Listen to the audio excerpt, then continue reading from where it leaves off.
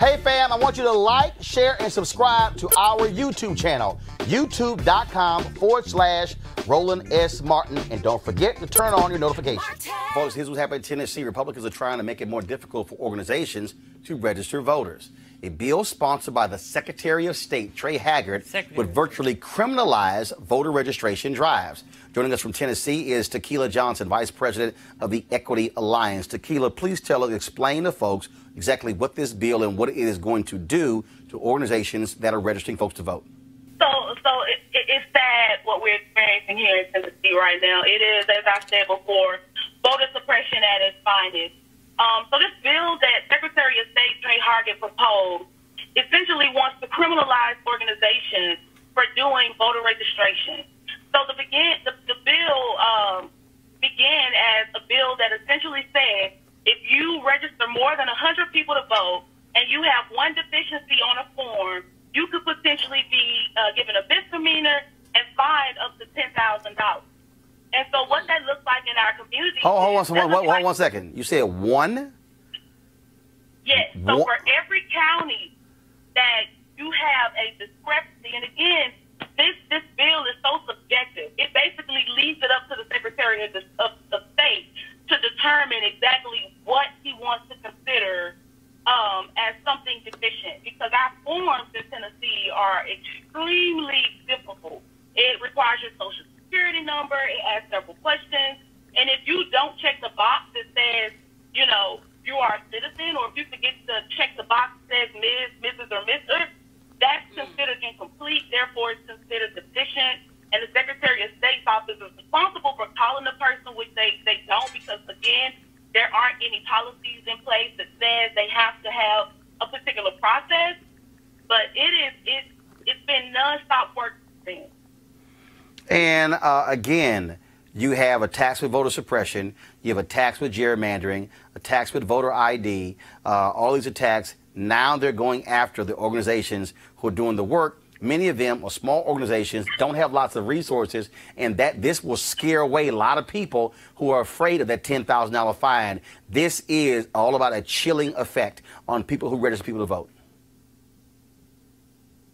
Yes, you're exactly right. I mean, small organizations are now going to be discouraged.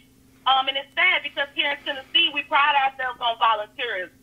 And in a state that prides itself on volunteerism, you want to discourage the number one thing that people volunteer to do. I mean, it's what makes America a democracy. We are all about being patriotic here in the South, but we want to suppress people's vote, and we want to make the democracy as limited as possible.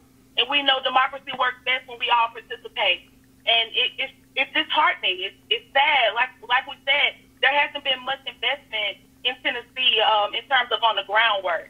What you just witnessed was a live shot. Me running from a coffee shop where I was talking to students about this bill to get to my car to be able to talk to you, because that's how limited we are down here. But, you know, on this day, April 4th, the day that they thought they killed the dream, I'm here to say we have picked up the torch. We're going to continue running, and we're not going to allow what so many people fought for to go in vain because we're afraid to push back.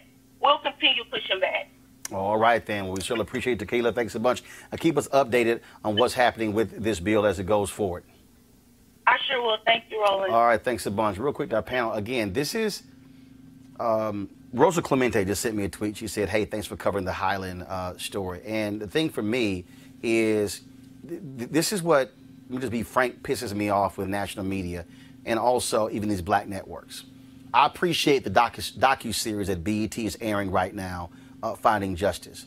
My problem is you do a 6-week docu-series on stuff that's been happening in the last 3, 4, 5 years, but you have no show, at least even a weekly show, to keep people abreast of what's happening today. That's right. And what's going to happen, stories like this, national media, they'll get around to this story next year when they're registering saying, oh my God, look what they're doing in Tennessee, because they're not covering what's happening right now.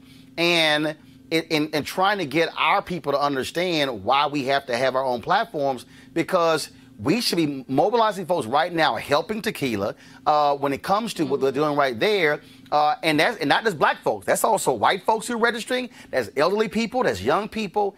And it bothers me, again, we fall for this okey-doke with these national media outlets who don't give a damn about stuff like this here until it rises to a national battle, if there's a fight or something along those lines, when they are swinging right now. Roland, you know, history belongs to he or she who holds the pen. He or she who tells the story. This is why I appreciate you, because you've made a commitment to tell the story. These are stories that aren't coming out, as you say, on the majority media. And so they come out through the Roland Martin show, through other places. But here's the point.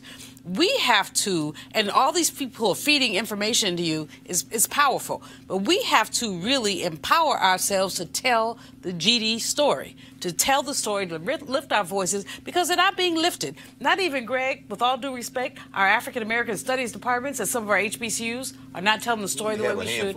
We have a handful. We have a handful. But the work has to be done, and we have to be committed to the work. Real quick before we go to Memphis. Listen, brother, the last 50 minutes, as you say, Dr. Malvo, Julianne, we've seen these stories that aren't covered anywhere. News entertainment media is virtually unwatchable. It's horse races. They talking about Tim Ryan and his Pete Buttigieg going to raise more money. Meanwhile, these young people are in the streets. What you covered a couple of years ago in Alabama with the Doug Jones campaign with Fire Teray and them, that's the only place that was being covered. Everybody found Stacey Abrams and Andrew Gillum 2 years after you have been showing this every day on your daily show. If we're serious about our liberation, we have to invest in that, and that means we got to invest in this space. You want to support Roland Martin Unfiltered? Be sure to join our Bring the Funk fan club. Every dollar that you give to us supports our daily digital show. There's only one daily digital show out here that keeps it black and keep it real as Roland Martin Unfiltered. By going to RolandMartinUnfiltered.com, you can make this possible.